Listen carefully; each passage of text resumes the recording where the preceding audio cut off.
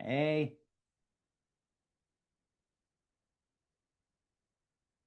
can you hear me? Why does it do this on my settings every time?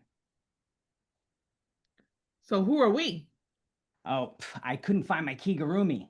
That's why I'm late to the office. So I have this, and I was like, I don't know, I'll just be a crazy person. And I got my different sunglasses. I got these bad boys, and Cool. I also have these. I like those. Yes. So I have options. I think I like those. Yep. What I'm gonna do with this is actually, you remember how like say skateboards in the 80s had like weird designs on the bottom? Uh-huh. Like in bright colors, like the Nash skateboards. I want to make an entry table with like a little like weird things from the 80s, kind of like with acrylic, uh, those things like where you can see through it, the acrylic pores, um, like a clear top thing where this is kind of in there, and a Nash skateboard to where it's like a little tableau of like the 80s or 90s, you know what I mean? So it'll be fun. On this one, do you want to have the slides pop up, or how do you want this one to go, since we're just kind of doing it for content? We could do it the same, Um, but let's see. I guess we could do the slides. That way okay. we have a flow and we're Yeah, I like it. I'm gonna pull the slides up. I want to bring I thought I had it here, but it's in my Frisco office, this thing that does snap. So like if we're when we're doing the recording, we know where to trim, if I have the little thing. yeah, But I normally just rely on the smart cut thing. yeah, let's I see. actually need to go back and upload some more. We got some content from the last one we still haven't used. I'm in on helping with that too.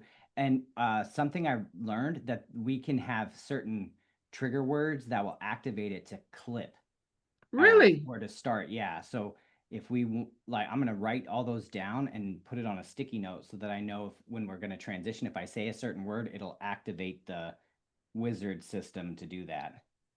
I like that. Mm-hmm. Homebuyer seminar. Okay. Is this the final one? I think this is it. I'm going to share my screen with you so that you can let me know if this is um, the actual uh, Bink, and then Bink. If this is the version, I need to share. Uh, how do I share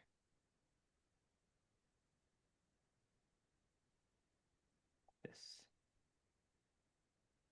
Share. Take Okay. me to who we are. Okay. Let me go to presentation, slideshow, current slide. What just happened? Uh-oh, Vern. Why is it looking like this? Because of the change the view. Right here. Oh wow, you got a whole bunch of pages that popped up. Yep. Let me fix this. Jesus Christmas. I'm going to change this thing I'm sharing. Share screen two. Share. Okay, so I'm sharing this. So now I'll just do uh, slideshow from current slide. So let me move this over. Move this. Why is the slideshow going on the wrong dang screen? So we see it over here, right? Um, yeah, I don't. Oh, I see it now. Is it the full, or is it you seeing Okay, it? so then you want to change it, make it a little bit bigger for. Well, let me make mine bigger. Maybe that'll help me. What you want to change is where it says display settings. Drop down on that and change to swap presenter slide. Ah, There you like go. that. So now you see the presenter slide. Yep. Michelle, you just saved my life. I've had to go through that so many times. I learned. It's kind of stressful. What is Yeah, this? when I used to have to present to 200 people at any given day. Okay. Is it not wanting to like click through today? It is. I just thought I had too many buttons open. And so we're about to put it back over there. I thought I had two PowerPoints open. Okay. Slideshow from the beginning. Display setting. Because like it's on this screen and this screen. So Yeah. I need to swap presenter. All right, bam. So now this is here. And go to who we are. Yes. Which is Because that'll tell me if it's the right slide. Right slide. this is the right one. Yep. All right, cool. All right, let me do this. Let me do this. If I minimize this, what happens? Okay, we are almost I ready. wonder.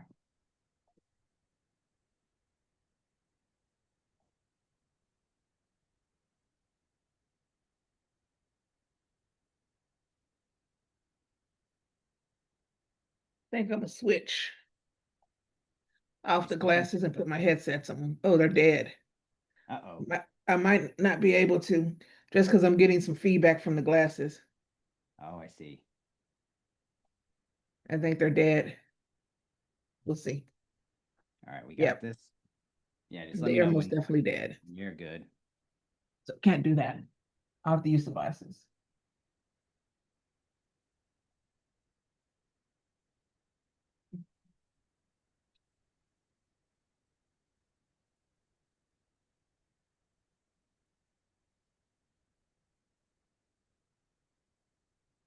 Is my volume for my mic okay? Yours is mine. I can only hear with the glasses, so Got it. and I might need to charge them or at least connect the laptop. I think that's my brother. Hold on. No problem. I'm actually gonna switch. Hello. Doorbell gone again. All right, give me a sec. Switching things up a little bit. Be right back. Do your thing, Michelle. I'm fixing things.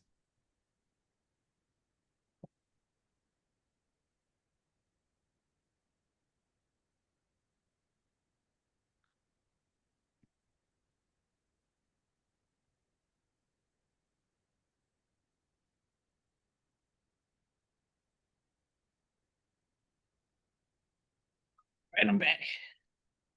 All right, I'm changing the way I'm presenting this slideshow from the beginning. So I want this to be display setting. How do I make this part smaller? I got it.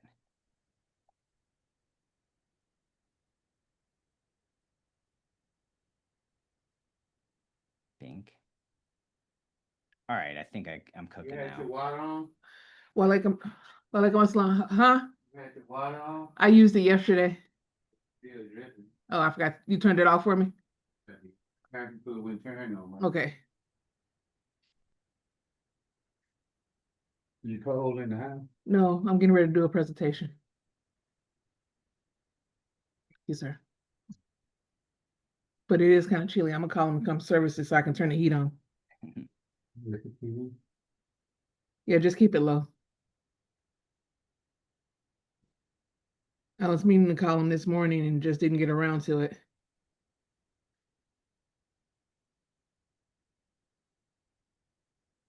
I'm ready whenever you are. Okay. Let me put my things on here. Yeah, you can't do it without the glasses. But it is what it is. At least I can't see my eyes looking down like a goof. Yeah, I'm just trying to get the reflection out of my eye that I see. There you go.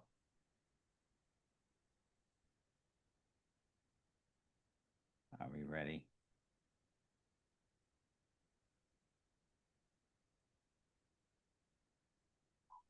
You can see my reflection, but I'm trying to look down a little bit so I'm not like direct eye contact with this camera, which is weird for me a little bit, but it's all right. Same, same.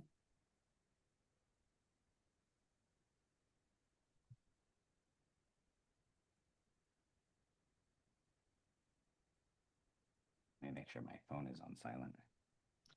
Yeah, I better put both of my phones on silence because they will inevitably ring. Yep. You know how it is.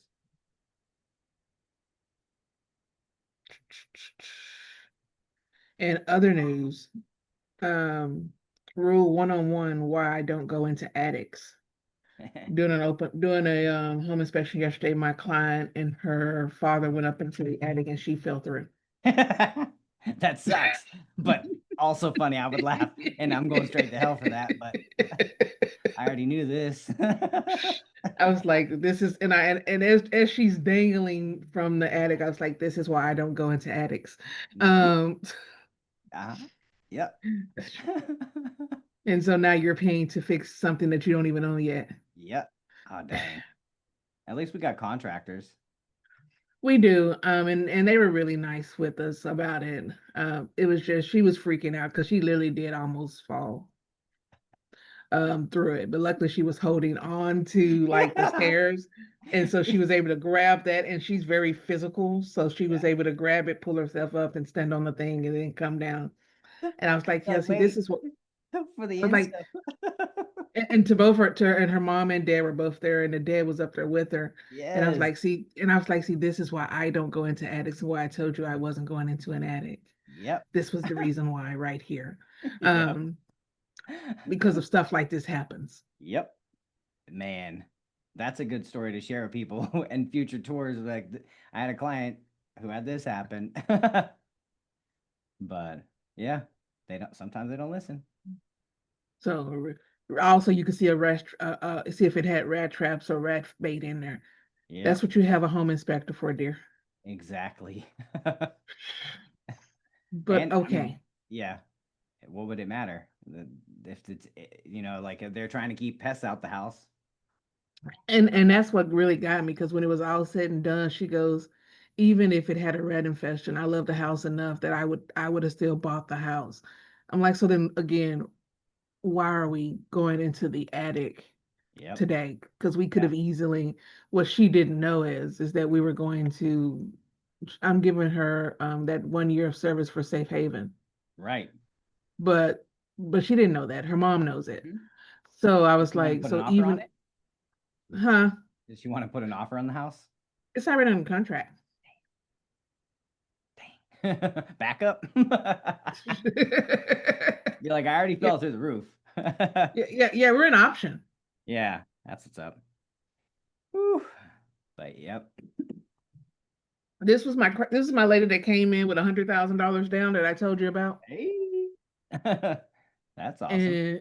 And she was very, but she also waits for Bank of Texas, and Bank of Texas is the one that's doing the loan. That So makes sense. Yeah, usually when you do employee loans, you don't have like fees and stuff. Like that's why I would use my company because you get a bunch of discounts. yeah, so that part, well, she's actually putting 101 down because we had to go up on price, Yeah. but still, Hey, it is what it is.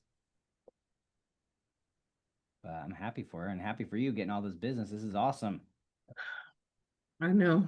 Yep. So let's Here we just go. keep it going. All right. Um, so we'll get started. Want me to do the intro? We'll do the intro the same way when you hit record, and Okay. then we'll take it Oh, from it's there. already recording. Oh, okay. Yeah, it starts recording automatically. I did that to prevent myself from forgetting. I'm not getting the notification that I normally get. Are you sure? Uh-huh. Because I have it on the top of my screen. Oh, I see it now.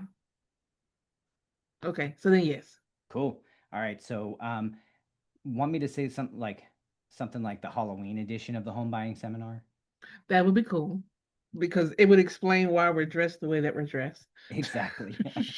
Just letting it rip. It's like I'm not a dude, bro, okay?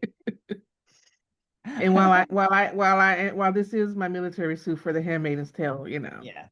Yes, exactly. Just let them know what time it is. All right, so all right, here we go. All right, I, I'm gonna start.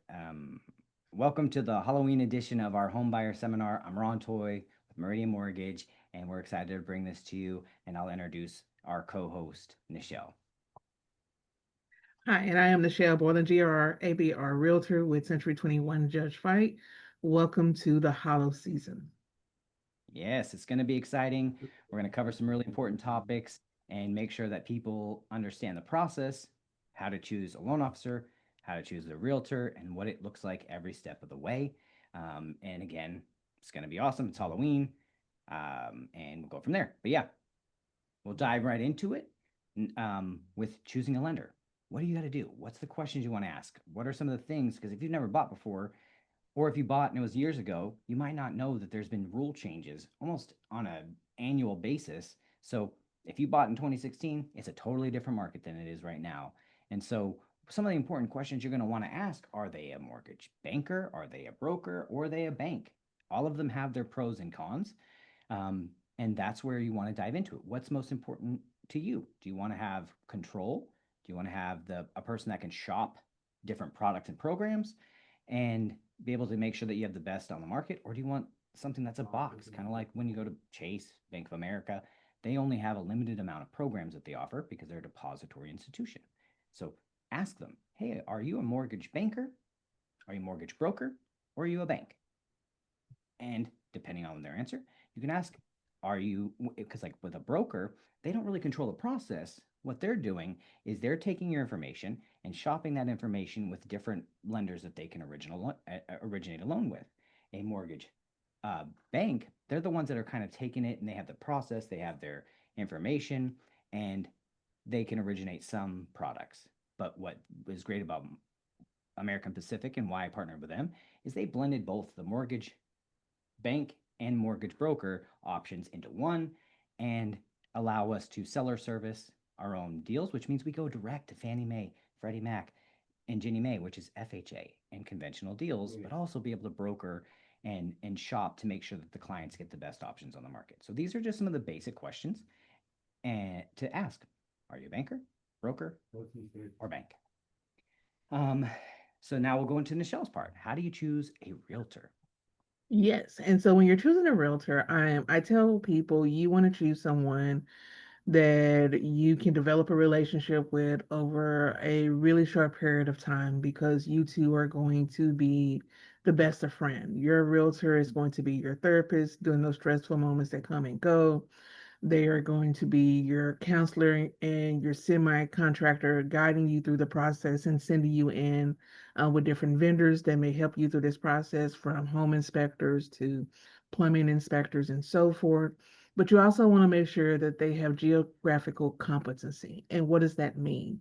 That means that they know the area that you're looking to purchase in. They know what's coming into that area. They know the codes in that area, the guidelines, the HOA rules, and so forth, because all that's going to impact you once you move into that property. And the last thing you want to do is move into that property, put your down payment down, put your earnest money in play, and then you find out there was something you wanted to do with that property, such as making it into a rental. And lo and behold, we didn't check that during the process because you didn't have that conversation, and now you're forbidden from doing it. The other thing you want to do is look and see how long they've been in the business. What is their reputation? Ask them for reviews to see what reviews they have, what people have said about them. In my particular case, I actually have 100% quality certificate satisfaction because I'm really big on the white glove service and following through. And then, of course, you want to make sure that they have a really strong team behind them. Do they have a good lender that has an array of products available to them? Can they reach their lender on a Sunday night at 10 o'clock at night when a deal is about to fall through because you need a question asked? Or are they a solo practitioner who doesn't have a team and they've got to wait till Monday, and Monday's too late because option ends on Sunday? These are all factors that have killed deals that I've worked with before when you don't have someone, which is one of the main reasons me and Ron partner so well together, is because I know that if I call him, no matter day or time or night, he'll get back to me. Even if it's a Sunday, it may be, hey, Nichelle, here's the short, snap, gop answer, and I'll get you a more detailed response on Monday. And that's sufficient in many cases, as long as I know what can I do to maintain that process so that we don't lose that deal between Sunday night and Monday morning. So basically, are they a part of a smarter team, a larger team? How do you feel about them?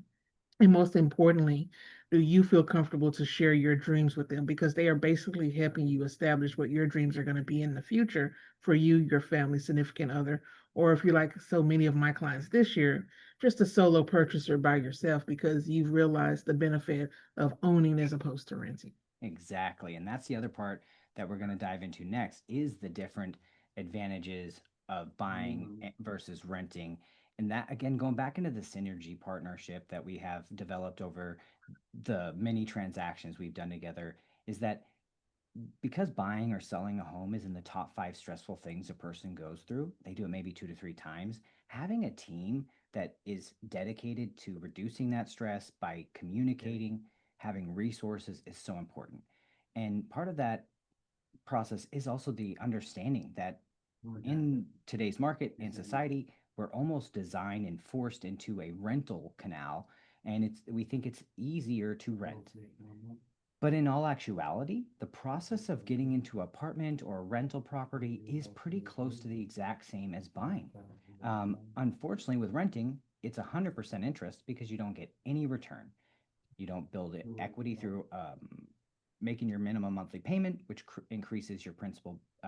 It increases your equity position because you're reducing your principal balance. Also, when you own, you get the benefit of appreciation. The historical appreciation rate in North Texas is a little over 5%. So that is another fantastic um, benefit of owning. Plus, there's tax incentives.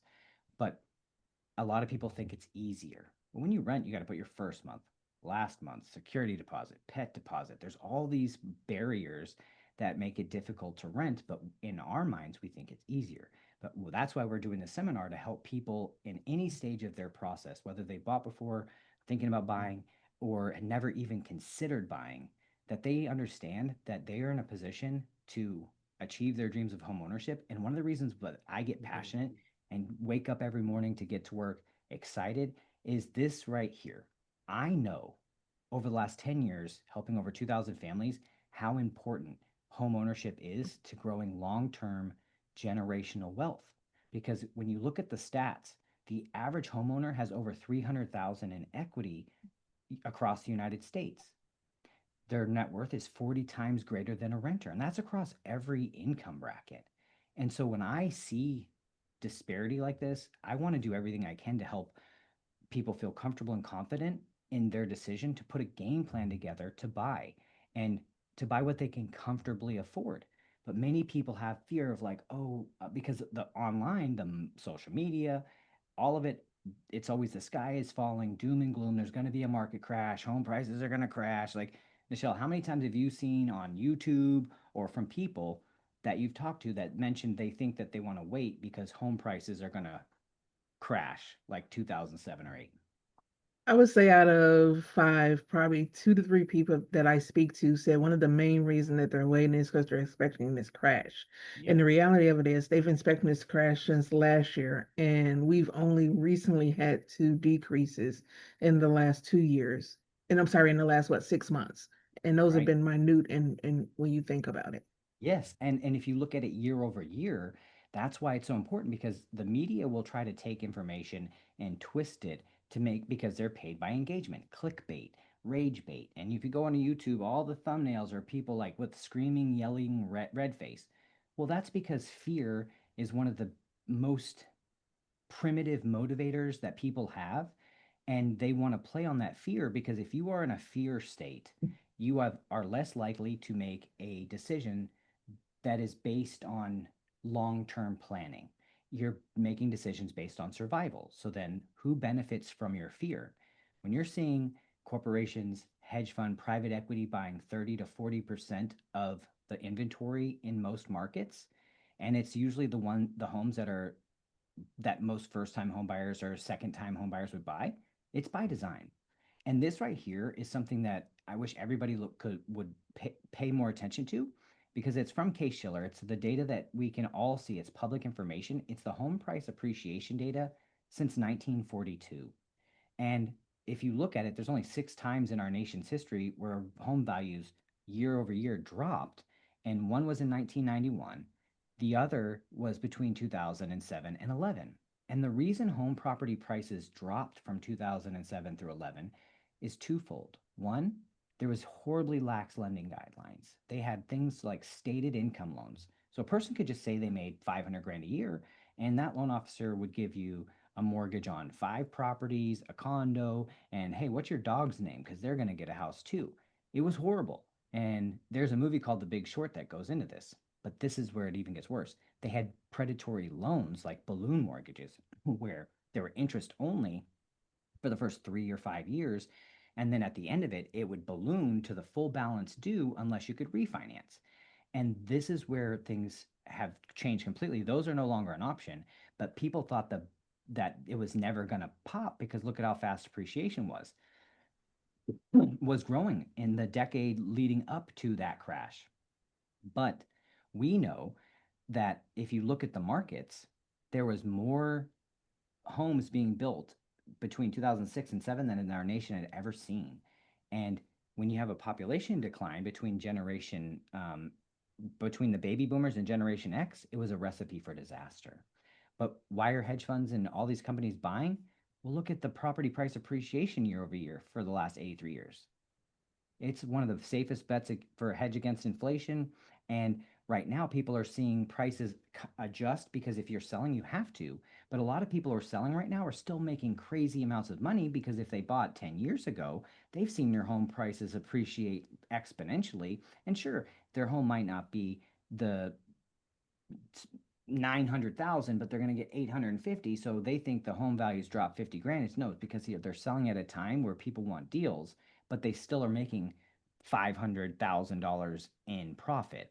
So that's where we want to help bring down the the hype of the drama and show you reality and importance to buy what you can comfortably afford, because this is why people are falling farther and farther behind, because in an attempt to wait to buy for rates to come down a half a point, which could be negotiated in the contract through a seller concession, they're seeing home prices like right now. FHFA released in a report that home values have appreciated almost 4% year over year. And so it's slower than 5% last year, but that doesn't mean that homes aren't in general in value going up.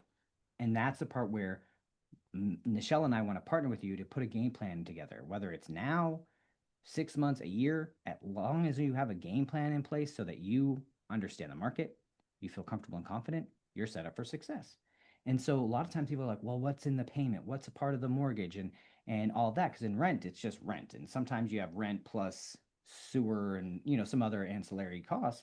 But in a mortgage, you're going to have your P&I. That's your principal and interest payment. And again, the principal portion, that's going to reduce your principal balance, creating equity. Then you have taxes. It's your property taxes. That's part of your payment. Then insurance is like your mortgage insurance if you're putting less than 20% down, and also the insurance on your home to protect the dwelling. Now, a lot of people think you have to have 20% down in order to buy, which you don't. And some people feel like, well, I want to save until I have this so I don't have to pay PMI. But the factors for PMI, like on a $300,000 house, your mortgage insurance could be, depending on the situation, $50 to $150 a month. So it's negligible. And so when you're thinking about a $300,000 house that appreciates 5% per year, that's 15 grand. Do you want to save $500 for the year by avoiding mortgage insurance in an attempt to save, or do you want to make 15,000? Like, it's jumping over dollars to pick up nickels. And but if you don't know, you don't, and if nobody's sharing it with you, it can feel overwhelming. But that's what we're here to do. And part of it is also there's so many different loan types and misinformation out there. What is a conventional loan? What is an FHA loan, a VA? And do you qualify for these? That's where we can help bring that anxiety down. And with my process, I do an initial consultation with clients before they do their application, because I want to walk through their fears, their concerns, their goals, their targets, and answer those questions so that they feel comfortable doing the application and walk them through this. And then let them know once the app comes in, we'll look at all of your options and I'm going to help you make an informed decision by showing you the programs you qualify for.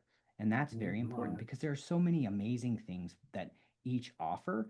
And that's where if you have a loan officer that you can trust, a realtor that works with you and has a good team, they can make you understand these without feeling overwhelmed. And that's where we're going through the different options. And it's important because that's one of the key parts of qualifying for the loan is that initial application because we're going to look at your credit and we're going to go over like what makes up credit because that can be confusing too.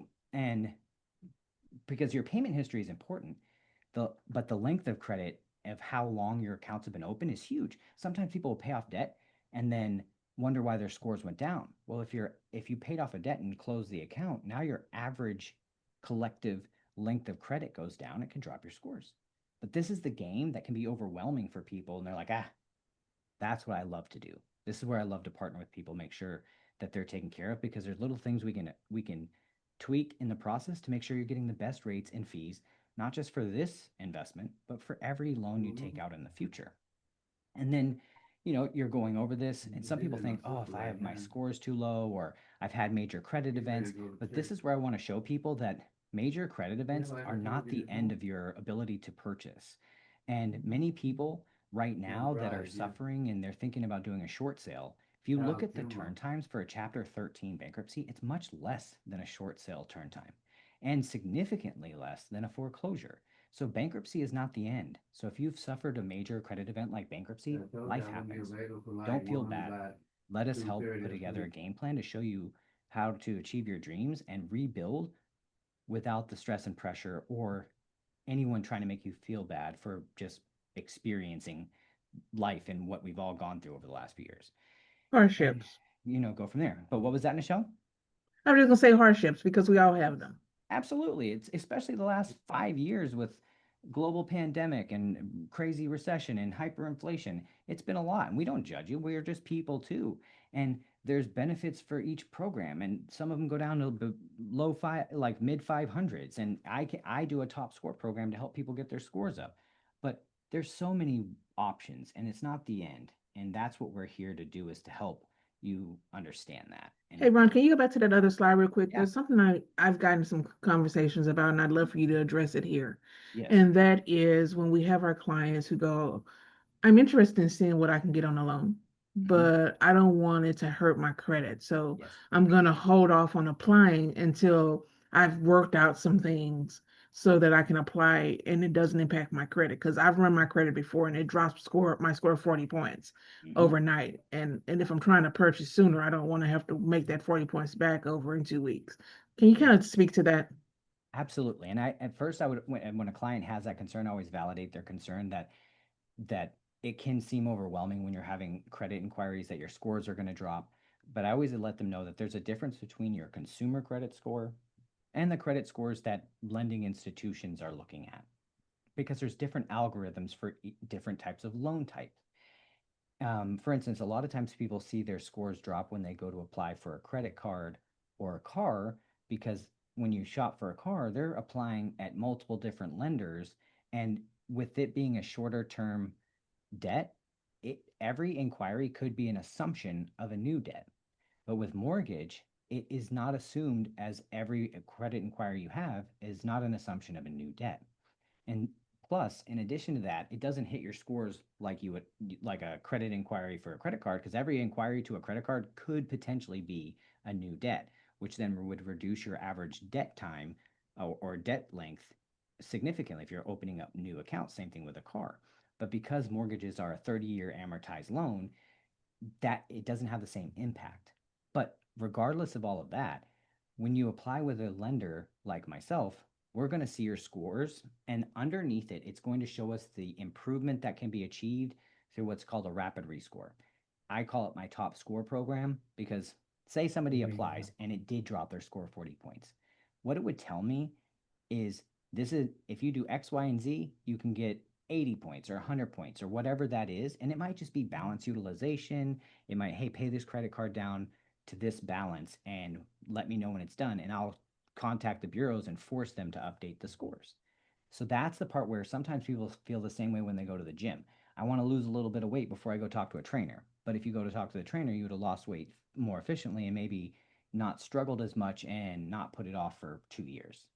So that's where we come into place where one, I want to validate their concern, but also help them see that there's different scoring algorithms, but even without that in play, there's still when you talk with a professional, we can address your credit issues or concerns even more in depth than the potential hit of the credit inquiry. Excellent. One other follow-up. Mm-hmm. I was on social media. I know, should stay off of social media, but I was on social media the other day and we had a conversation about whether or not you should do a soft or a hard pull and the benefit of them. Can you speak to our viewers on why one is preferred over the other and what are some of the caveats if you do one as opposed to the other as the lender? So I have a lot of feelings about the difference between the two. Um, Part of it is just the backstory. Soft pulls are less expensive for the lender. And so they're not beneficial to the client necessarily because a lot of lenders or in a lot of companies, you cannot really truly get a full pre-approval based on a soft pull. Now, some companies will say, yes, you can, but if you're not pulling all three bureaus, you do not know and have a clear picture of what is and isn't on a credit profile. So for me, I think that people that push soft pulls are just not good quality professionals because the risk is too great to mess with somebody's money by doing a soft pull, not pulling all the bureaus and having a full picture of what's going on with the client. And so, in essence, it's a way for people who are not good professionals to save money because not everybody who applies closes. So then as a company, you have it's for us, we think of it as a cost of doing business, but not everybody who applies closes. So you have all this expense. So it's a good marketing scam to be like, oh, we'll do a soft pull. Well, yeah, because you don't have confidence that you're going to work with clients that you're going to work with until they close. And so there's that level, but also again the risk because sometimes it took people years to save up their earnest option and appraisal money. Even if we're using down payment and closing cost assistance to help cover their cash to close, they still need earnest option and appraisal money. And if we risk that over being lazy or not being able to confidently explain to the client why we need to look at their credit as a hard inquiry up front, then we failed them, in my opinion. And I'm sure there'll be slick people that are finger gun sales guy, but like, and they'll be able to say it that they think it's a benefit, but it isn't. I've done this for so many times, and I've seen and heard horror stories of people that did soft pulls like, well, it came up when we did the full inquiry, so we didn't know. Well, maybe do that up front and not let a person get all the way under contract without getting a full, true picture of what's going on in their credit. That's my Thanks, Ron. opinion. Thanks. I appreciate that. Yeah. Yeah, it's tough. And again, because when we see it, we can help with the credit. We can help with all these things because if we can get but that's only one little piece. The credit is important, but we have also the income factor, right? And that's where you're working with somebody who's not a box linear type process because sometimes there's unique income structures like self-employment or if you're getting foster care income or disability income and all of these other incomes in addition to your full-time work, but income is a piece. And what that they're looking at income is to find what is your um, average monthly income so that we can understand if the probability for you to be able to repay your loan. And there's so many options and so many different structures, but that's what we're here to do to help reduce that stress. Again, because a lot of people are like, well, I'm self-employed, I get paid this way or get that way. I don't know if there's any products for me. There is. Let's talk and put that together because you don't have to have 2 years of employment. It's good, but there are programs that allow for less. And that's the part where don't pre-underwrite yourself without talking to somebody who does this for a living every day, all day, and can put together a game plan for you to be able to purchase as soon as possible if you're not ready right now. And what we're looking at is What is your monthly Yeah. income? So we can calculate what's called your DTI, or debt to income ratio. And what we're looking at is things that report to your credit or reoccurring monthly obligations. And so, not like your electric bill or water bill, we're talking car loans, student loans, you know, things like that that report to credit, or like if you have a note to somebody that you borrowed money from and that comes out of your bank every month for X amount. We're looking for those things. We add it up, and that's how we divide it out and figure out what's your current debt to income ratio. And there's programs that allow for different numbers and utilization, but that's the exciting part where we can help walk you through these processes so you don't feel overwhelmed. And sometimes people pay more on their credit card than what the minimum reported number is. And we're going off the minimum payment required, not the maximum or whatever you end up deciding to pay, because you could pay the minimum, and that's what we go off of. And that's a part of it. And the next is assets. And so this is what you're looking at overall to get pre-qualified slash pre-approved, is we're going to look at where your funds to close come from and put together a game plan. Because some people, when they come to me, they don't have any money saved, and that's okay. What we're going to look at is get your credit, get the pieces we can solidify, and then I can give you a game plan of what you're going to need to close, because we're going to look at assets. Are you getting a gift? Do you have something that you could sell, like a vehicle or an antique, or do you flip furniture? Well, how do you properly document that so that we can use that as a part of the transaction? And that's what I specialize in, because there's so many ways for people to get into property that they might not have ever considered. But if you really want a home and you really want to build generational wealth, there's a plan and there's programs to help. And like there's a client that I've helped that like to fix furniture. I'm like, oh, well, on trash days, it's free. Go out there, grab a dresser, grab whatever, take it into your garage, fix it up, put it on social media, save that post, send it to me. When they come to pick it up, document the bill of sale, have them sign it. And now we take that money and deposit it, the entire amount, directly into your bank. Now we're sourcing those funds. And you do that, say you make 50 bucks, 100 bucks, and you need 5,000. Okay, do it 50 times, do it 100 times, however many times it takes, but there's always a plan. And that's the part that I get excited about, because if people want it, there are options. They might just not have ever thought about it. And like speaking of the down payment assistance, because most of them can give up to 5% of the total loan amount to help cover cash to close. And there's national ones that don't have income limits. And many of them aren't even requirements to be a first time home buyer. Especially one of my favorites here in Texas. I'm one of their verified lenders, is the T-Shack program. It's amazing. And again, you don't have to be a first-time home buyer, but they do have first-time home buyer options. They have options for people that are teachers and first responders. It's beautiful. And they have options that are grants that are treated as a gift, or they have the options that are 3-year forgivable second lien. And what that means is there's no payment, there's no interest. As long as you stay in that home for 3 years, the funds are completely forgiven. And this is the kicker that I really love. With FHA, a client can get back at closing their POC costs. What are POC costs? That's the paid outside of closing, meaning your earnest, option, and appraisal. So if we're able to negotiate enough seller credit, which we're seeing in this market right now, you can get a check back at closing. You can't do that at renting. And that's the part where it's just like, man, with all of these compounding things, let's help people get into homes, because it can be a lot less stressful and less money out of pocket to buy your own home, to start building equity and build that generational wealth that we talk about and we rave about.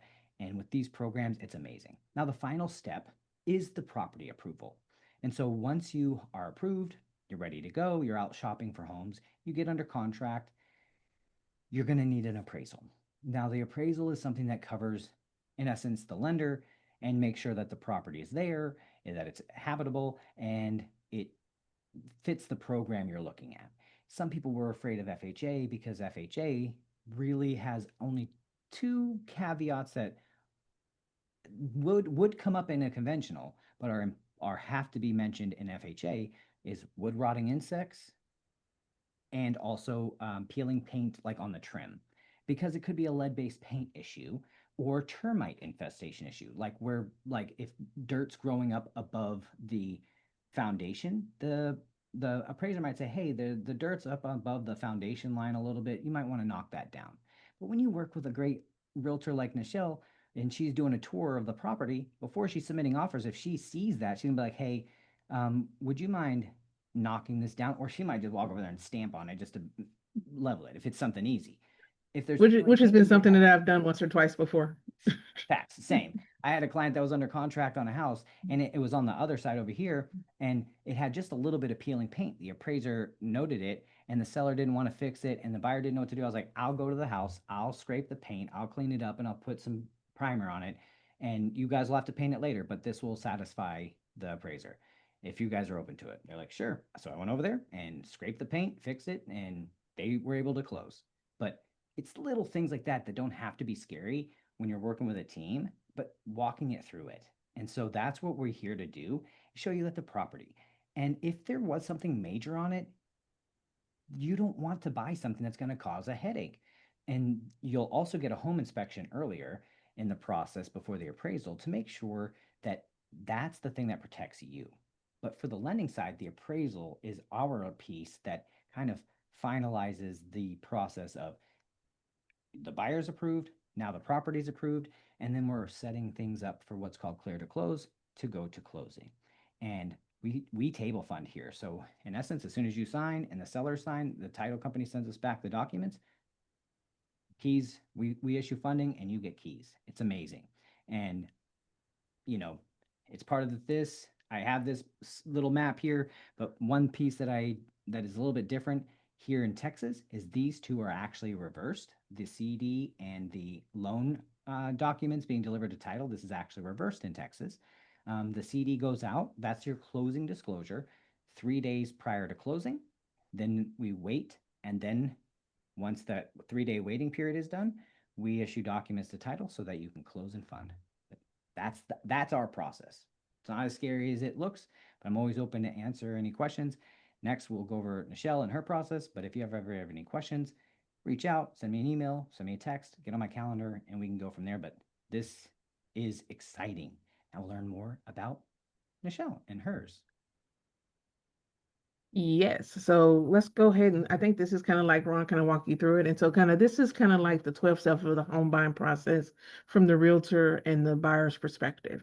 So clearly the first thing is going to be is I always do what I call the classic buyer strategy session. During that session, I'm going to walk you through who I am, who my team is, who my partners are, and then I'm going to lay out a plan of success for you as we learn what your needs are, your wants are, your non-negotiables are, the areas of interest that you are, how much money you anticipate you have, are you going to need down payment assistance? Do you even know what down payment assistance is? And kind of walk you through that process. And then I'm going to see if you're coming with a lender or if you're going to need referrals for a lender. Obviously, if you have your own lender, you can definitely use your lender. I do recommend that at the very least, you give my lender a try, if for no other reasons, just to have a comparative benchmark to work with. And I know my lender, true story, we've closed what, 3 or 4 deals this year together. At least I think we're on Um, the fifth. we might be on our fifth right now. Yeah. Is that my lender has a really great analysis. And for the analytical individual, the analysis is kind of like a column by column breakdown of different buying points that literally breaks you down all the questions that my clients ask me. How much money am I going to have to put down at close? What is my interest going to be at close? What type of equity am I looking at after 5 years? If I buy this one versus this one, what is my out-of-pocket cost as opposed to buying this one? And Ron does this really great analysis that kind of breaks that all down for you with the video that you can go and check throughout the process and update as needed if the numbers kind of like spread out. Like if we start looking at 300 and all of a sudden you get an influx and now we're at 400,000, that's enough swing that if we didn't include that in the initial, we probably want to go back and look at it. And Mhm. then after we do that, we'll get you over to your lender. We'll get you pre-qualified if you're not qualified. I call your pre-qualification your keys. So we have the car, which is just your desire to want to purchase, but we need the keys so we can actually start that car up.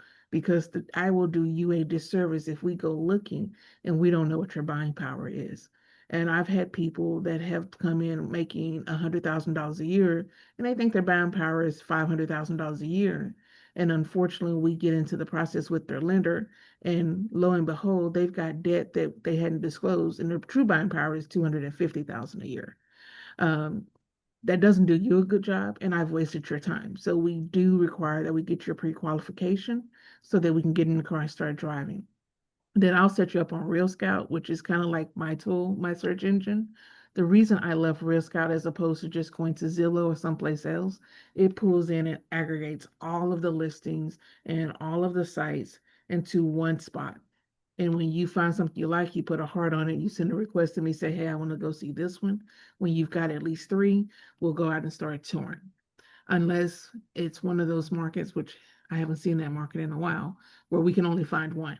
And then we'll go out, we'll tour, we'll put an offer in, we'll do the negotiations. I'll give you a comparative market analysis, which is basically going to take the sales of the homes over the last 90 days that are similar in like quality to the one you're looking at and see what they sold for. And the reason I do that is because I'm pre-thinking on whatever it is that I can do to prevent your deal from falling through at the end. And I know that if I don't get you into the home and we don't offer the home at the right value, when it comes to appraisal, we may have challenges if we offered more than what that home was worth. And the seller accepted it and we accepted. What do I mean by that? Going a little bit off, but still on the same track. If we come in tidewater on a deal where we are undervalued, so the home appraises for 300,000, we offer 350, we've got a conundrum now. And that conundrum can be solved in one of three ways. The least expensive way to the seller, to the buyer, I mean, is the seller negates and give us a seller concessions of $50,000.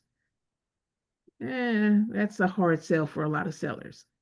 The other option is that the buyer can actually walk away from that deal if they choose, because there is an FHA clause in play for a Tidewater deal. And then the third option is that the buyer could make up the difference. And most of our buyers, they don't have that type of disposable income to make up that type of difference. So that comparative market analysis is a strong tool that we utilize when I write your offer. Then you're going to sign that offer. We'll send it over to the other side. Very rarely are they just going to sign. 9 times out of 10, we're going to have a little bit of back and forth kind of offering until we come into a meeting of the mind, ideally, where we're both win-win on that situation. Then we're going to go under contract. Now, when we go under contract, this is where we talk about, we're in step 5 now. This is where we talk about your earnest and your option money is due. Earnest and option is always due 3 days after you sell, after you sign that contract and it's executed, unless it's on a holiday and then it goes to the next business day. But if we come across that, I'll let you know before we even do the contract. So that's not something to be concerned about. Earnest is typically 1% unless it's a new construction. New construction is probably 2.5 to 5%, with a lot of the lenders just saying a flat $10,000 as of late. And so the other thing to think about is when you're looking at purchasing, if you're looking at purchasing a new construction, at the very least, you should probably have $15,000 to $25,000 liquidity to go into a new build, because you're not going to really be able to use down payment assistance for those upfront costs as you would with a pre-owned. So that's something that we can talk about as well. Then while we're in option, my step 6 says it wants you to look at your moving guides, schedule your inspections, your utilities, and more. We will schedule any inspections during this period, like your home inspection. I'm the person that I want you to do your option earnest payment day 1, if not day 0, because I want all of that options. Because what happens if we do a home inspection, they say, hey, we need to check the plumbing, or hey, we need to check the roof.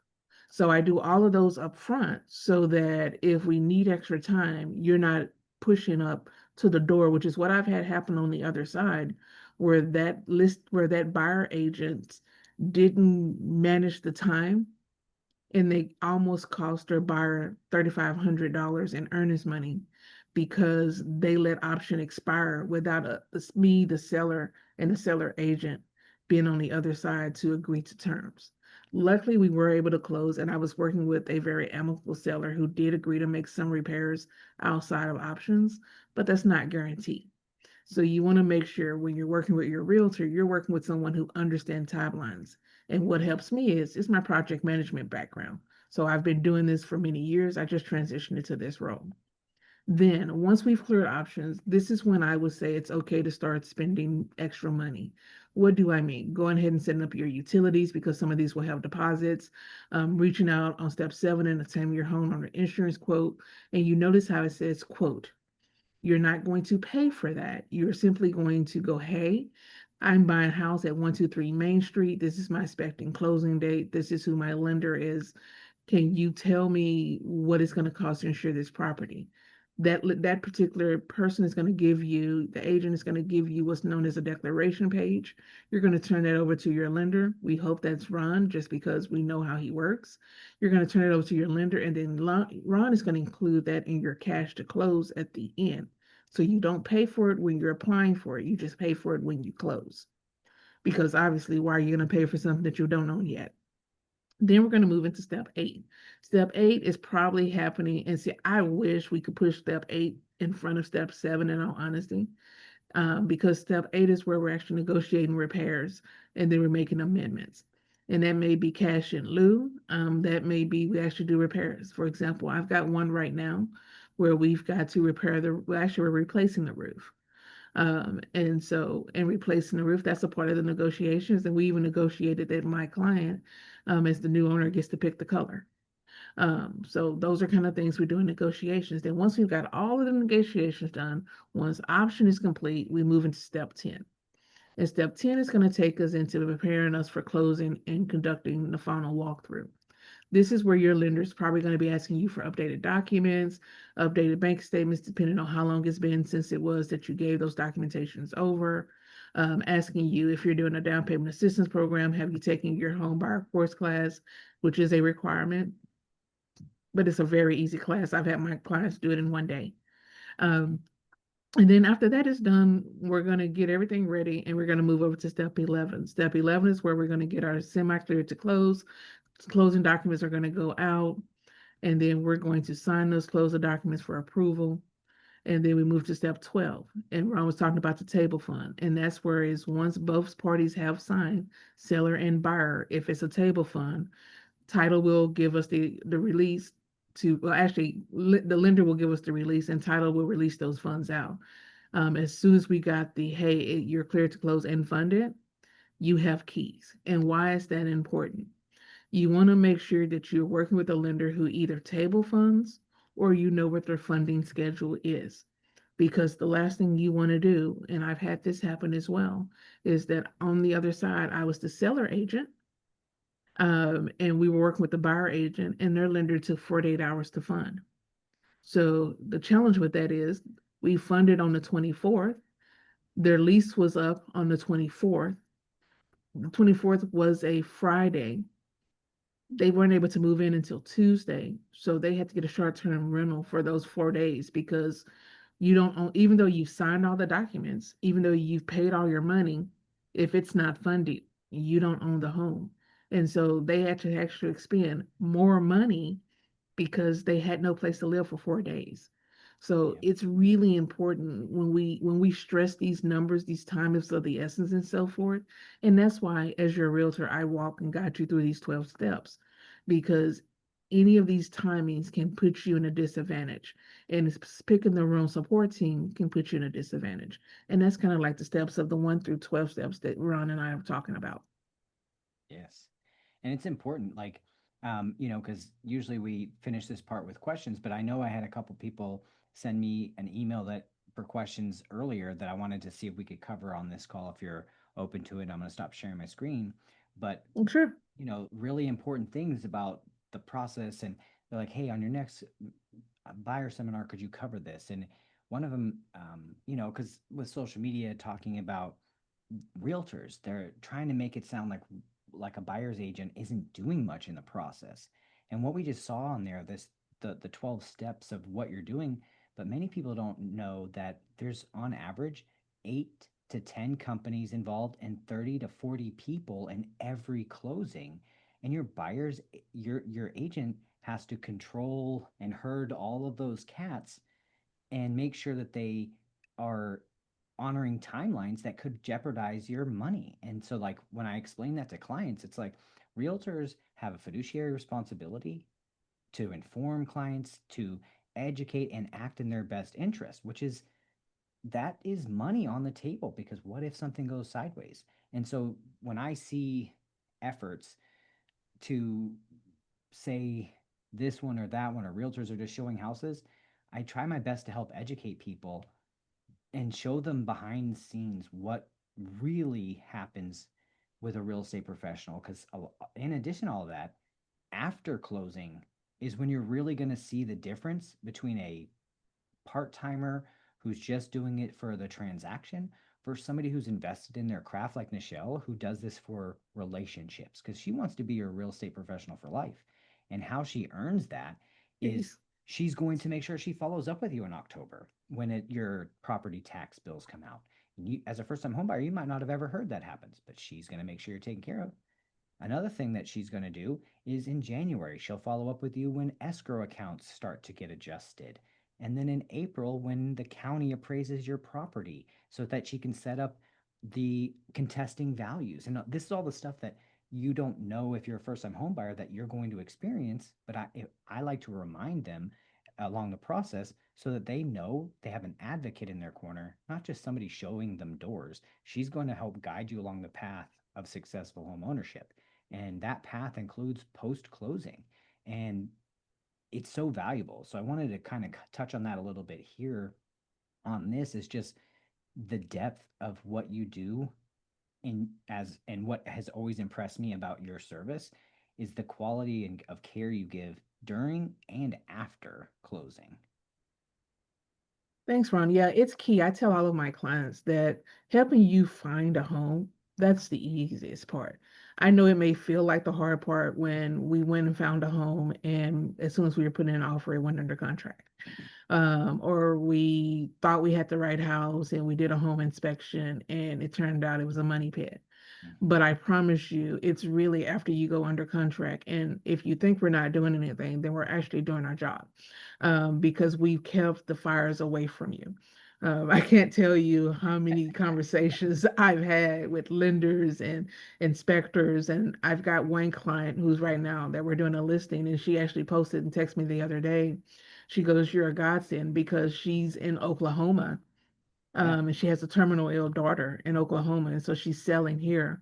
And I've been there to walk her through the process, and now she's got to do an insurance claim. I'm like, hey, just tell me when, and I'll make it work. I'll be there for you, Yep. because I tell my clients, and what I tell them, then I produce what I say I'm going to do. And I'm like, hey, I'm going to be your stopgap. I'm going to be there to assist you. And year run, we've had clients where I had a client recently who, unfortunately, I didn't have the best representative on the other side as the listing agreement, who hadn't taken the Supra off the Yep. door in 90 days, Yep. which is actually supposed to be off within 24 hours of close. Mm-hmm. And we kept reaching out and reaching out. And my client got to the point where she even reached out to Trek, and Trek was like, hey, file a complaint. And I Yep. finally had to pick up the phone, and I called her like, hey, look, I don't know what's going on with you, but here's what's going on. And if you cannot comply with what's supposed to happen, you're going to have a Trek complaint, and you're probably going to lose. Yep. And I think it was before the end of that day, our client, sent us a joint text message, says, hey, it's gone. Yes. Um, we have vendors that I work with that I can, hey, you've got a problem with the plumber. Guess what? I've got a vendor. And not only do I have a vendor that you can work with, I've got someone that, hey, they work with all of Judge Fight. And so they know if they don't take care of our clients, um, they may not be our partner anymore. Yep. And you doubt that. Ron, how long have you been with us? Over a year now. And what company are you at? I'm with Meridian Mortgage, but we're in the Cool. two Judge Fight offices here in Frisco and in Lake Highlands. So when I joined, we had a company by the name of Cardinal Financial. Mm-hmm. They Yep. weren't taking care of us, and so Right. they are no longer a part of us, and we now have Meridian Mortgage. Yep. That's the point of what I'm trying to make is if our vendors don't take care of our clients, then we Mm-hmm. have a team of leadership that says you won't be our vendors. Yep. And so the connection network we have, that's a strong buying power that you get simply from buying and selling with us. Yes. So yeah, we do a lot. I mean, we have this whole amendment thing that's happening in Texas now. Mm. And I literally spent probably 3 hours creating these videos explaining the property taxes. And then I Yes. sent them out to all of my previous clients Yep. and all of my people in my database who may not see or follow me on social media, just so that they had an understanding about what's on the ballot. Because let's Right. be honest, the way these amendments are written, they're convoluted, they're confusing. You don't even realize if you're voting against your own interest or not. Yep. And I had so many people who may have not reached out to me to actually make a purchase yet, but were thankful to me for being cautious and considerate enough to let them know what was on the ballot. Yes.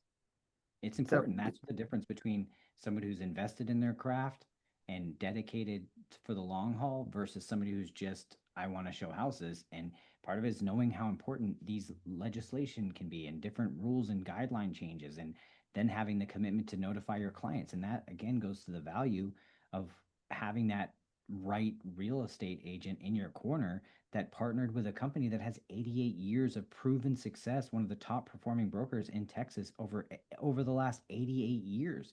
And that one team is powerful because you have plumbers, electrician, AC, home warranties, like every type of service that your clients would need, you have them in on speed dial, and they come into our office and they know they have to perform because they don't want to be shut out of this amazing opportunity because Judge Fight is huge. We have offices all over the state and into Oklahoma, and you you got to partner right with us. And that is something that I love, and one of the reasons why I joined our team is to make sure that I'm adding value to the agents we serve and their clients and giving them a level of customer service that they needed and we're missing out on with previous companies.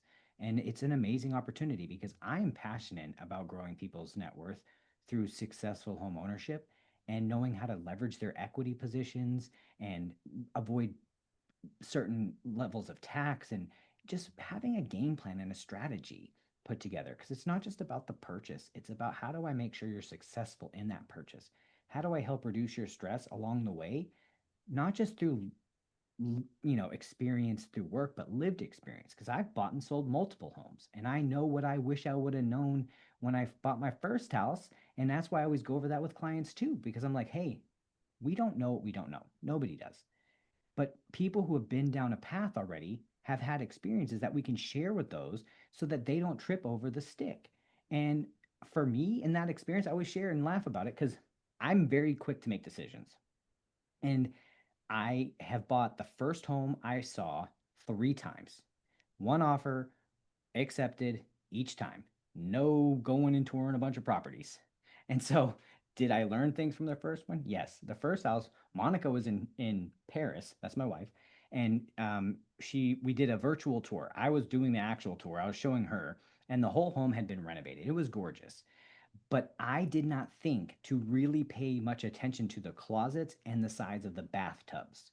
I just knew everything was renovated. It looked amazing. It was like awesome. It had a studio apartment above the 2-car garage that was detached. It fit all of our boxes.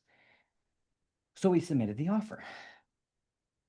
It was a backup offer, actually. And we got ours accepted because we said we would offer full price because the other person was paying cash, but they wanted 20,000 off. And we're like, no, we'll pay full. This was back in 2016, 2017 when I bought my first house. So it's a different market. But when later that night, Monica calls and she's like, hey, I'm so excited about the house. Did you look at the closets? I was like, yeah, they're great. I did not look at the closets. I just assumed they were great because everything else was great. This house was built in the 50s. It's in Richardson. The closets had been renovated on the floor, so they all had the same matching hardwood floor, but the size did not change. So we had a whole room was one of her closets. We had this hallway closet that led to the primary. That was like this little sliding door action. That was mine. And we had this hall closet that we put our coats in. It was a mess. So we had that house 3 years. Bathtubs were also very small. So that house was a 3-year house. Yes, we made money on it, but if I would have thought to look at the closets and at the bathtub, we would have stayed in that home longer. And been able to enjoy that property, and maybe we wouldn't have sold in 2020 right before the market went crazy, because yes, we made a lot of money on the sale, but we could have sold it for even higher if we would have had it in 2022 or 23. But that's why trying to time the market is not the best. It's spending time in the market. But being able to give little tips like that up front, like, hey, how important are closets to you? And they're like, what? I was like, well, when I bought my first house, I messed up. So if they're important, please tell me, because we were like, oh, we'll renovate. We did not. We did not renovate.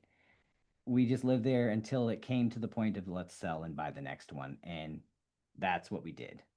Two more times until we did it right.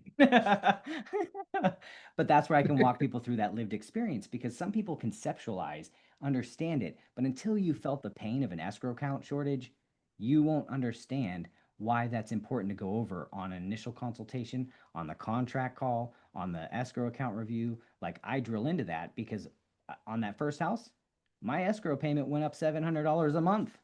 That was a shock. Thankfully, I bought under my budget. But Nichelle hinted at it earlier when we're talking about new builds. Now, there's some more upfront costs, and sometimes the builder's incentives sound real sexy, and nothing against new builds. But there's a reason there's a large lawsuit against DHI Mortgage and DR Horton that's a class action, and it revolves around escrow account setups because they were approving people off of the unimproved value. What does that mean? Land. It means it's not improved. So taxes in Texas are billed in arrears. So they'll initially set you up on 70,000 in land, but maybe you're buying a $400,000 house. Well, the taxes and the payment looked real sweet at that number. But guess what happens the next year when it adjusts to the full value? Now your tax bill goes up to 8,000, and now you're short. So now your mortgage company got to charge you more to make sure you're not short the next year, and charge you to pay back the negative. So that's why payments in that lawsuit, some people were seeing $1,000, $2,000 a month. But we can avoid all that because the property taxes are public information. We can project it. And if you know what's coming, you can budget and it's not a shock. But imagine all the families that didn't get notified and now are experiencing this massive payment shock in January and February of the next year. It happened to me, and I went to my branch manager because I can't do my own loans, and he had to do. I said, Andy, what happened? He's like, oh, it happens to everybody. It's just escrow account adjustments. So I was like, what do you mean it happens to everybody? He's like, yeah, just part of the process. Like, and we're not telling people up front. That's when I changed all of it. Everybody from that point on was getting talked about, and not in a way to scare them, but to inform them. Because if you are an empowered, informed consumer, you can make a choice that's prudent and suitable for your current and long-term financial goals. If you know taxes right now are going to be $100 a month, but once it adjusts to the accurate number next year, that it'll be seven, you can save the $600 a month and throw that at the servicer so you don't have a negative account and you're already planned for the right number. Too many people weren't told. And that's the power of my video, because Nichelle was sharing about the total cost analysis comparison. I always go over your cash to close, start to finish, and the escrow accounts for clients if there is or any potential threat to a shortage next year, and give them a projection so they can budget, and it's in a video. Because I'll never have a situation where a client can come back and say, hey, Ron did not inform me. Let's check the video. And so there's some covering my butt there too, because I take this business seriously and I want to make sure people are informed, because I've seen other lenders that take shortcuts like soft pulls, just glossing over the escrow accounts because it's easy and they only want the transaction and the commission and not the relationship. So I'll get off my soapbox on that, but that's what the stuff is. You go into these things and you want to interview your realtor and your lender to see if you partner well with them. Do they have the same like mindset and passion that aligns with your vibe? And if not, interview the next one, because who you choose for your home financing is up to you. But I'm confident a 10 to 15-minute phone conversation with me is going to be worth your time. Why? If the deal that you have currently is better than what I can offer, I rather sleep at night than try to sleazy finger gun sales you into using me. I'll say, congratulations, this looks amazing. Continue to talk to me and I can review numbers with you to be a value, and I'll catch you on the refi. But let's still talk, because again, I'm about the relationship and my partnership with Nichelle and Century 21 Judge Fight and every agent that I serve, that they know that I'm not transactional. So if they have a client that's going to a builder, great, talk to me so that I can warn you about some of the things that the builder's lender might not, so that you aren't surprised. Or if you already are pre-approved with somebody, great, talk to me. Let's compare numbers And if it's better and I can't beat it, hey, no harm, no foul. You have an advocate in your corner that can make sure that you're getting the best rates. And that's the part where we partner well together because Nichelle knows that I am not a person who only wants like greed and just wants every deal. I want to serve and give back and be the change I want to see in the world. And part of that is being able to say when somebody has a better deal, congratulations, you have a better deal. Let's make sure that it stays that way throughout the process. And I'll stay in touch so that when it comes time to refi, I'll get another shot. Sounds great. What's our next question? So the next one that they were talking about was the waiting. I hinted at it a little bit in my talk about the appreciation and spending time in the market versus timing. Because I've had people saying, well, wouldn't it make sense to wait? Because I seen that some prices on Zillow homes were they were dropping the sales price. Maybe I should wait for that or wait for interest rates because I heard that interest rates might be coming down in the next 12 months. Have you been experiencing that at those kind of conversations? I have actually. I've actually got a couple that have decided that they're going to wait at least until June. For that reason. I also think it has something to do with they don't think they have enough money down. And you and I know that we have T-Shack that can help us with that and all these other factors. Yep. But my thing with waiting is, and as I explained to them, I go, okay, let's just assume that we're waiting for Zillow. And I by far am not the math whiz. Mm-hmm. I am not a finance expert. I don't claim to be, but I have some basic knowledge. And so let's assume, and I'm going to do easy math, $100,000. Let's assume that you buy this house today or you wait until next June. Yep. You're paying $2,000 a month for Yes. rent. Yes. So that's 6 months. You've paid $12,000. Mm-hmm. We already know that let's even go with this modest FHA release that homes have appreciated at 4% when they're typically Mm-hmm. 5 to 6. So now you just increase that 100,000 into 4,000. Yep. So if you had bought now as opposed to waiting till June when property values may or may not be higher or lower, well, let's assume that they even go lower. Yep. Let's assume. Let's assume that they drop to 95,000. Mm-hmm. So now you're getting it for that value, right? But you Yep. just spent 12,000 when you could have made 4,000 because that 12,000 you're not getting back. That's going to that landlord. Yep. That 4,000 is now your equity that you get to utilize should you need it. Yep. And so for me, that's the thing we have to get to. When people ask me, "Hey, is this a good time to buy?" And my response is very simple. It depends. Mm-hmm. Can you afford to buy? Do Yeah. you have your out-of-pocket costs to buy?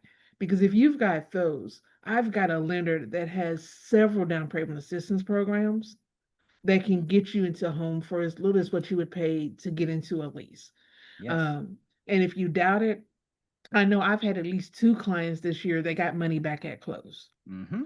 And I know that you told me recently you had a client that you guys closed, and I think they paid $623 at Yeah, it was close. like 629 or something like that. Yep. I knew it was in the six Yeah, hundreds. 600 like Um, to get a house. but my point Isn't that is crazy? like I'm like here's what. So I have a client who moved into a rental Yep. October 3rd. Yes. Her security deposit was 1790. Yep. Her first month rent was 1790. Yep. She has two children that are 18 and 19. Mm-hmm. And so each of them had to pay $50 for the application fee. Dang. Yep. There is a $225 administration fee. Yep. And so all in, she paid right at $5,200 for first month's rent. Where if we had worked through the process, Yep. we could have gotten her into a home for that exact same amount, and she'd be billing equity as opposed to having to. And here's the big kicker: she has four pets. The Oh. home only allows two. Yep. Oh, I forgot. She had to pay a $50 a month pet rent for Yep. each pet. So she's actually paying $100 a month for each of those pets. So Wow. that's $1,200 a year Yeah. for the pets. So Wow. she's actually paying more than that But if she'd have had her money, she could have gotten her home. And it Mhm. doesn't matter how many pets because she's a breeder. So Yes, she's going to have more than four before it's over with. And now absolutely. she's going to be at risk of being kicked out the Yep. minute that landlord finds out about all the pets that she Mhm. has. Yes. Which is why I'm not going to tell you about the location she's in, in case Gotcha. someone's watching this video. Yeah, exactly. Um, It's but hypothetical. my but the point that I'm trying to make Yeah, I is didn't see when anything. you own a property, Yep. you can go and paint it pink if you want to, and no Yep. one tells you to paint it pink. You Exactly. can invite 45 guests into your house and let them stay for a week if you want to because Yep. it's your property. When you rent it, you don't have autonomy. Yes. You can't even have someone in your house more than 7 days in more cases without calling your landlord to ask if it's okay, even if they're your family member. Yep. I had a client who the landlord got upset because her son came to visit and he was there for 2 weeks. Yep. Yes. And I was like, there's a big difference here. So home ownership is major. So waiting versus buying is the question is, do you want to be in control or do you want to keep letting others people be in control? Exactly. Because as long as you're renting, somebody else is in control. Yes. And people will tell you, well, it's the same thing with the lender because you don't still own it, you're still paying a mortgage. But you have I heard I was on the I've heard thread it. the other I day. know. I was on the I saw your look. I was on Yep. the thread the other day and they were going back and forth going, well, you still don't own it because you're paying taxes on it. I go, well, you ate that burger, you paid taxes on it. Yep. And Exactly. trust me, that you didn't ask for it back. And Yes. so help me understand the logistical logic of what you're Yep. talking about because the biggest difference that I brought it down to me is I go, you can say everything you want to, but here's the reality of it is it Yes. participant A, participant B, participant A rents. Yep. They live in this rental property for 25 years, and I've Yes. seen it happen. Oh, They same. die, Mm-hmm. they die, and they leave nothing. And if you don't come and get their property in 30 days, the landlord puts it out on the street or sells it. Yep.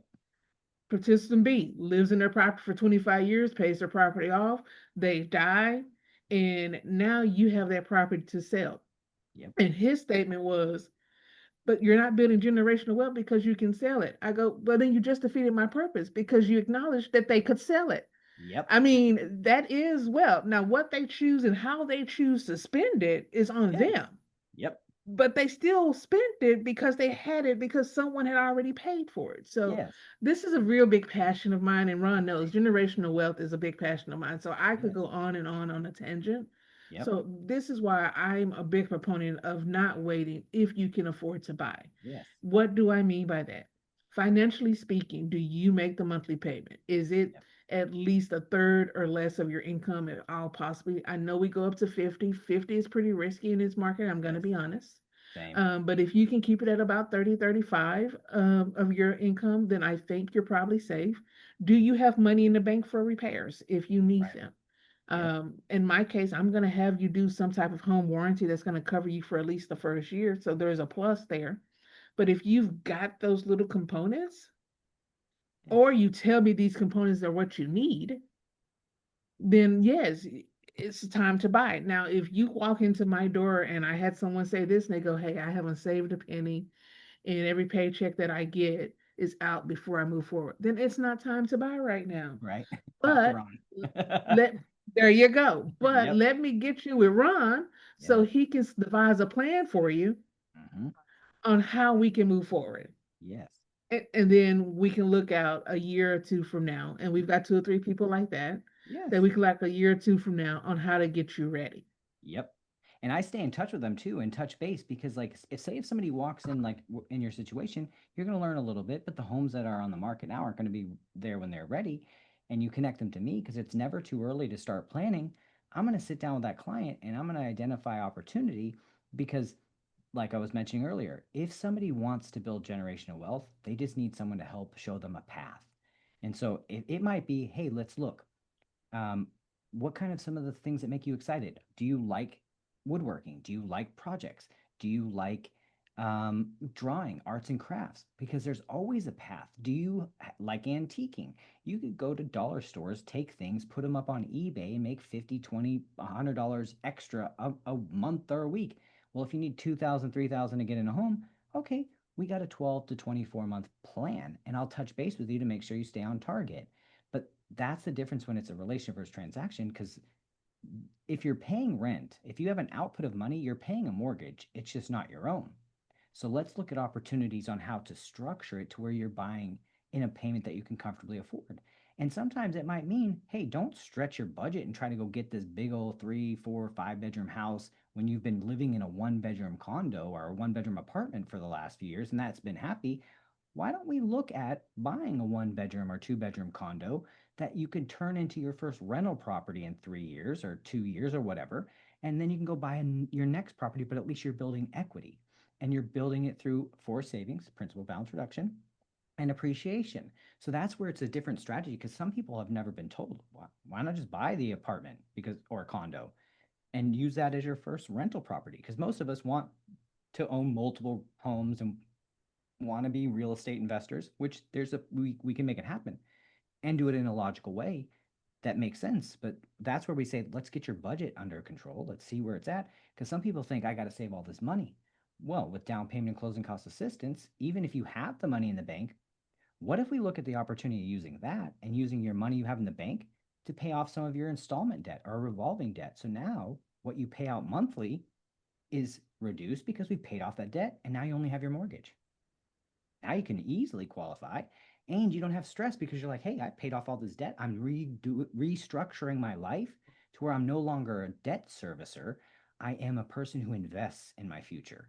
Because when you buy a home, it's an investment. You're like living inside of a 401k and you're building value based off of the value of the property, not your cash investment into the home. Because, like, if you think about stock, I know this is the geeky part, but this is my hyper focus and I get really excited about it. Say it was 5 grand you needed to get in, and it was a $300,000 house, right? Just easy numbers here. If you get 10% on a stock return, people are like, yes, 10%, that's the choice. And it's also what we've seen on index funds for the last 40 years is 10% rate of return. Well, if you take 5 grand and buy index funds, and let's say you get $5,000 worth and it goes up 10% that year, that's 500 bucks. You did fantastic. But if you took that same 5 grand, and I'm not telling you not to invest, I'm saying if you took the same 5 grand, you take 5 grand and get you a $300,000 property because down payment assistance and all of that. And let's assume the sellers aren't giving you a credit where you get that back. Let's just say out of pocket 5 grand. That property goes up 4% on a conservative number. That's $12,000 that year. Would you rather make 500 or 12,000? Do you see the difference? And so that is the part where I like to show people because the cash on cash return is unmatched. Why do you think billionaires and hedge fund companies are buying property? If it was for charity, they wouldn't be doing it. And so when I have trolls and bots that are in comments like, it doesn't make sense to buy, it's blah, blah, blah, you'll never own because you pay property taxes. Be like, yeah, you also pay fees if you have your money managed by a financial advisor. You would know that if you actually had money. So you don't have you got to be this tall to ride the ride, buddy. You're over here, get back on the teacups because if you're telling that you don't own the property because you pay property taxes, you also pay taxes on your income. So, like, we got to get out of that limited mindset, bot level thinking that's trying to dissuade people from understanding how to build generational wealth. When two Yeah, thirds of the yeah. wealth we have in our country is tied to the equity in homes.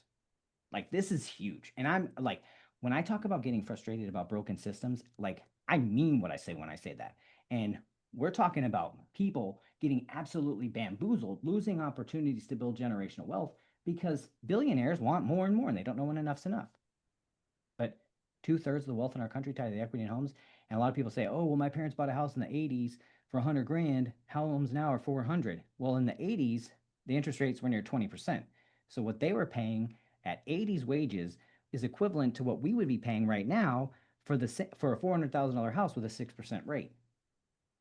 So it's not apples to apples, but it kind of is in that we also have the ability to earn income by posting on social media that our parents didn't have or people didn't have in the 80s. They couldn't just go on TikTok and do microtransactions or sell on eBay or do whatever. So there's always opportunity if you have somebody that breathes life into you instead of wants to tell you all the reasons that you can't. And that's the part where we want to be realistic and put the game plan together. And Nichelle will do that. Don't feel like you can't talk to her because you're not ready. Talk to her because then she's going to make sure you're in the pipeline to be taken care of. Because if you try to do it on your own, it could be 5 years. And if you look at that same math, that $300,000 house this year is 312 next year, and then another 4%, another 4%, another 4%, and you're paying rent. That opportunity cost is 30 to 40,000 per year. And in 5 years, 150, 200 grand that you cost yourself by waiting because of not connecting with the right partners who cared about you building your wealth. And that's the difference that you'll see. And hopefully you've seen some of that through this class. And we do this monthly. And usually, isn't it usually the last Saturday of the month, Nichelle? Yeah, we normally do the last Saturday of the month because the last Saturday of the month has passed. Mm-hmm. And we And wanted it's to Halloween. We wanted to do a little and we special wanted to kind of do our dress razzle up thing. dazzle. Yes. We went ahead and did the last Friday of the month, which happens to Yep. fall on Halloween. Yeah. But yeah, we do these on a monthly basis, and we've been doing them for what, 5 or 6 months now. Yep. And so we definitely invite you out to these. I think it's essential that you come to them. And there's no pressure. All of this is low key, no pressure. We just are here to inform, and educate so that you have all the information possible to live your best life. Yes. And if you're living your best life, then we've done what we set out to do. Yep. And I believe three of our graduates so far since the start of this have either closed and got the be able to use the free up to $700 where I covered the appraisal if you attend the homebuyer seminar. I think we're on our third graduate of the homebuyer seminars getting their Yeah, we have one. closing. I think she's going on November 17th. Yeah, and we had Paige We last had time. Paige, Yep, and I and think there was one other. Beverly. we had Beverly Yeah. So yeah, this is our third one that's graduated from our that program. So this is has we're graduated giving from our back. program. Yeah. And The that's a opportunity. what, $750 Yeah. value? Yep. It's huge. So I love the opportunity to help educate, guide people, and then see that happen where they're going to start building that generational wealth, and we'll get to celebrate with them and go from there. But yeah, I encourage everybody to join us again um, at the last Saturday of the month, and we'll go. Usually it's from 12 to no 11:30 to 1:30. It's normally 11:30 to 1:30. We pushed it just because it was Friday. Yeah. And with the last part of it is questions and Q&A. So the first part we kind of do the walk you through the process because it is an education piece. And then the last part we reserve usually about an hour for people to ask questions and give feedback and and really dive into custom tailoring that seminar to the audience at that time.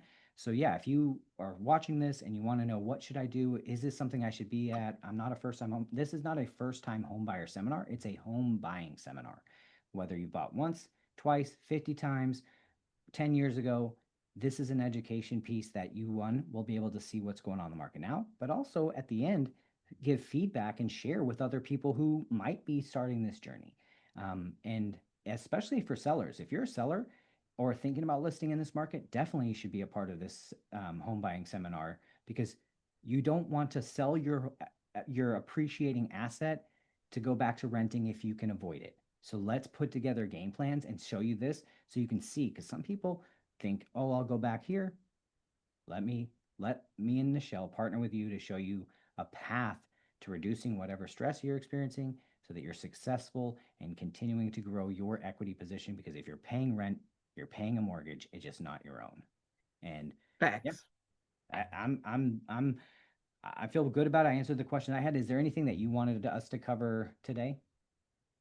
No, I think we called them all. I talked about this one, but what's your position on this? Because I did come across this during my last couple of weeks talking about the property taxes, and that is, I know my position, but what is your position on if we vote for 7, 8, 11, 13 as it relates to property taxes and the impact on school? See, Um, it's for me, it's an interesting position because in some of the and this is where I'd love to talk with somebody who is in this business too, because there are certain benefits because it's helping to increase the um, benefit for people that are seniors and on disability and increasing the homestead exemption and some of the other important things that help make homeownership more affordable year over year. I wish that they didn't attach it to some other favorable things for people that will never experience capital gains tax because they're just regular people. Um, but sometimes there's a win for one and it's going to give a win for the other. So parts of me really love it, and I'm going to vote yes on it because I don't want to see our senior citizens and most vulnerable hurt. But there's a secret part of me that wants to punch a billionaire in the face. So, which this is really designed for, because it's like, we'll give you this, but really, because it's working to eliminate some of the capital gains taxes that are only really experienced by a 1%. And but with through home ownership, you can experience capital gains, especially if you've owned your home for a long time. So again, that's why I'm voting for it. It's a weird dichotomy because, like, say, as somebody who did buy in the '80s a home for $100,000 in Frisco, that house now is worth a million plus, or in University Park, Dallas. If it's a primary residence, there's capital gains tax, and if they're married, I think it's 750,000. That if 500. yeah, over that, they get a capital gains tax. And so that can be devastating, especially if you're planning for retirement. So yes, it's an interesting dichotomy, but there is some benefits. And property taxes help fund schools, programs, and all the other stuff. So I have a unique kind of angst to certain things, but in the end, I can't allow normal people to suffer because I want billionaires to suffer because they won't. They're not going to suffer if it doesn't pass. They just will fund it another way. That's kind of where I was with it because I had a lot of pushback, especially for I believe it was 13 and 11 as it related to the senior citizen disability and the homestead exemption of 100 to 140. And I believe it was number 8 that talks about the death tax. And 2 of 3 of those directly impact me. Yes. Um, and I have clients that they directly impact. And my thing is, if we live in a society where on average the property tax increases year over year 5 to 10%, Mm-hmm. the math actually still is in favor of the school. This Yeah. is really helping that client that, hey, their mortgage is going to increase $2,000 a month because guess what? Their taxes increased that much on that new bill. And you and I both have had people that they paid $3,000 one year and year two was $24,000. Yep.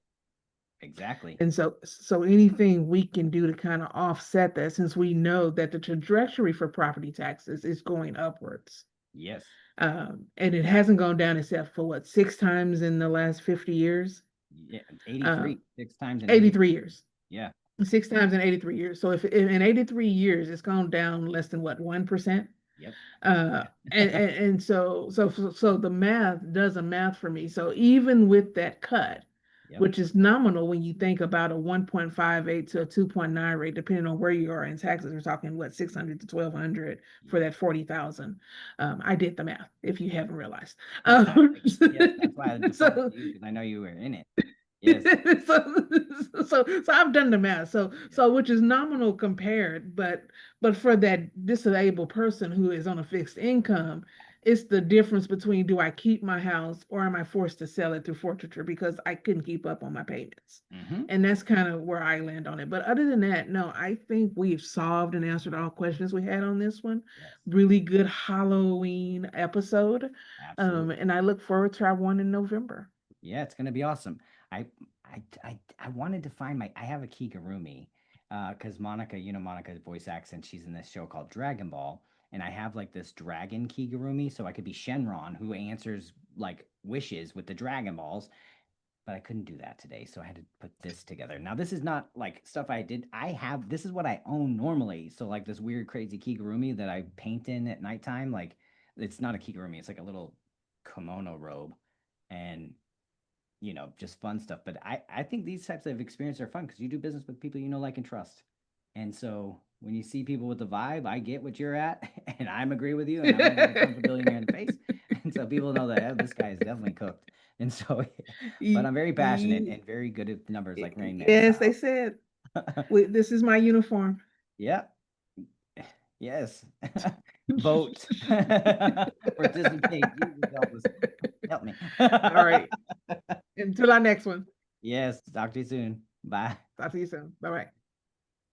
All right. Let me see. Perfect.